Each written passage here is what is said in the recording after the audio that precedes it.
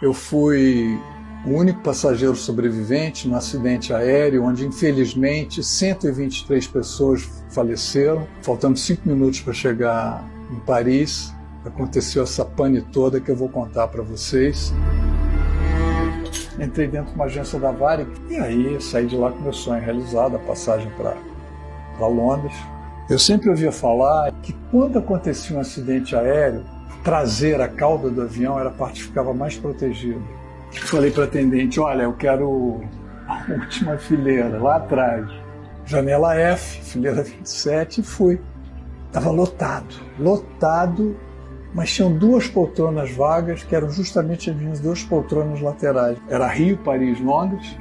Começou uma fumaçazinha atrás de mim, na projeção do toalete, uma fumaça pequena, ninguém deu bola. Se a fumaça fosse uma coisa aterrorizante, todos tinham levantado. Eu falei, eu não vou ficar aqui. Tirei meu cinto, não sei, por puro instinto, e fui andando para frente. Me deu uma bronca. Falou, garoto, porra, o que você está fazendo aí em pé, rapaz? Você quer visitar de novo a cabine? Não pode, é proibido, volta para o seu lugar. E eu passei do lado dele, sem dar a menor pelota que ele estava falando. A fumaça já tinha tomado conta de todo o avião. Ela foi saindo simultaneamente por todo o revestimento e a fumaça era uma fumaça preta, tóxica, densa. Eu não enxergava um palmo na minha frente, parecia que eu estava debaixo da terra, e ela foi envolvendo todos os passageiros sentados nas poltronas sem que eles tivessem o menor poder de reação. Foi muito rápido. Me veio a sensação da morte. Eu comecei a me despedir da vida, um flashback, um filme em fração de segundos, minha família, meus amigos, eu falando, cara, vou morrer, e senti literalmente a morte me abraçando. Com certeza não teve tumulto, todos morreram sentados nas poltronas asfixiados, era uma fumaça muito forte. Da mesma forma, quando eu caí, o avião conseguiu fazer um pouso de emergência sem o trem de aterrissagem numa plantação de cebola, eu apaguei. O teto todo do avião, aquela fuselagem toda do avião, começou a cair em cima das pessoas, carbonizando as pessoas. E felizmente eu estava de bruços e caiu uma placa enorme nas minhas costas. Eu queimei muito, tenho queimaduras até hoje, profundas, de 3º grau. Os bombeiros foram retirar o primeiro corpo, que era o meu, e viram que eu estava respirando. Minutos depois eu estava entrando no hospital, sem roupas, cheio de fuligem, irreconhecível, muito queimado. Assim que eu cheguei, os caras da Varig falaram assim, esse aí é o nosso comissário, é o Sérgio Balbino. O Sérgio Balbino tinha morrido, e eles pensando que eu fosse o Sérgio, porque eu tinha o porte físico dele. Cheguei lá irreconhecível, sem roupa. É o Balbino. Então, na verdade, o Ricardo estava morto e eu era o Balbino. Então, essa foi a primeira notícia do Brasil. Todos os passageiros mortos. Meu pai encomendando meu sepultamento, lá em casa um velório, meus amigos, e minha mãe era a única que falava, meu filho não morreu. E aí nesse período que eu fiquei desacordado, eu fiquei em coma. Eu pedi uma folha de papel, porque eu devia estar ouvindo o Sérgio Balbino pediu uma folha de papel, uma caneta, e com uma letra tremida, com muita dificuldade, como se fosse uma letra de criança. Comecei a escrever meu nome, nome do meu pai, telefone, endereço. Aí a Varig liga lá para casa. Seu Reginaldo, aqui é da Varig, nós queremos informar o senhor que seu filho está vivo. Seu filho está mal, mas está vivo. Aí, de um velório lá em casa, virou uma festa. Minha mãe levantou do sofá dando bronca em todo mundo. Eu não falei que meu filho estava vivo! Uma longa história, porque eu fiquei 3 meses internado, 2 meses no CTI em Paris. Além das queimaduras, que eram queimaduras profundas, a minha primeira radiografia de pulmão como se fosse um atestado de óbito. Esse cara já morreu? Não, ele está aqui no CTI. Não vai durar 1 semana.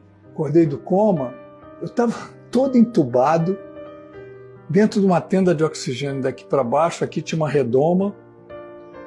Cara, eu falei, gente, eu não estou em Londres, onde é que eu estou? Estou no hospital, o que aconteceu? E aí a sua cabeça parece um grande quebra-cabeça que as peças vão se encaixando aos poucos. Tempos depois eles permitiram a presença dos meus pais lá no CTI, foi maravilhoso, e minha mãe, ela convenceu os médicos de fazer comida para mim lá na cozinha. E ela fazia uma vitamina de abacate que eu adoro, abacate com leite. Os franceses ficavam assim, abacate com leite? Ela deu a vitamina para os caras provarem, os caras falaram, pô, que maravilha, maravilhoso. Mamãe era muito especial e ela tinha sempre esse lado muito positivo e a turma lá do hospital adorava ela. Eu recebia centenas de cartas diariamente e a maioria dessas cartas eram de pessoas que eu não conhecia, de várias localidades do Brasil, até mesmo de outros países. Vamos lá, Ricardo! Esse mundo é tão cruel, né? Tão cheio de sacanagem. Você fala, peraí, esse mundo ainda tem jeito. Eu vou contar um encontro que eu tive com um grande amigo meu no Rio de Janeiro, 1 ano depois do acidente. Quando eu falei a morte me abraçando, ele falou, Ricardo, não era a morte te abraçando, era a vida te protegendo. Era a mão de Deus, o teu anjo da guarda te dando um abraço. E aprenda sempre a ver o outro lado da sua moeda, que a gente está acostumado a ver só um lado, né? E a gente tem saída para tudo, menos para a morte. 1 ano e pouco depois, eu ficava pensando o tempo todo, cara, alguma coisa está faltando aqui em mim. Eu ficava pensando, pô, é a viagem que foi interrompida, que eu não cheguei lá. E aí 1 ano e pouco depois eu entrei na mesma agência da Varig, aquela que eu comprei aquele meu sonho. Cheguei para a atendente e disse, eu gostaria de uma passagem para Londres com escala em Paris, o mesmo trajeto. Todo mundo ficou perplexo, eu sei que 10 minutos depois eu estava com a passagem no bolso. Ah, destino, eu começo a falar muito sobre destino. E aí o que eu queria contar uma história para vocês. Me liga um sujeito, Ricardo, quem está falando aqui é o seu xará, eu também me chamo Ricardo. E eu queria falar uma coisa para você, que eu tenho certeza que você não sabe o que aconteceu na época do seu acidente. Eu conheço 2 pessoas que iam embarcar no seu voo e na última hora não puderam embarcar. Eu falei, xará, mas que coisa? Ele falou, pois é, Ricardo. Acontece que essas 2 pessoas, uma era minha tia e a outra era minha mãe, que estava grávida de mim e colocou o nome de Ricardo em sua homenagem. Falei para ele, xará, as únicas poltronas vagas que estavam no meu nome, fico arrepiado, era da sua mãe e da sua tia. Se a sua mãe e se a sua tia estivessem viajando do meu lado, a sua mãe grávida, na hora que começou aquela fumacinha que eu tive o ímpeto de sair imediatamente, por ela estar grávida, por eu não querer incomodá-la, eu ficasse ali mais uns 30 segundos, sei lá quanto tempo. E se eu ficasse ali mais esse tempo, eu não estaria aqui hoje para contar essa história, e nem você, xará, que estava na barriga dela. E aí eu faço essa pergunta até para vocês. Isso é o destino? Isso é o acaso? Ou isso é uma força divina?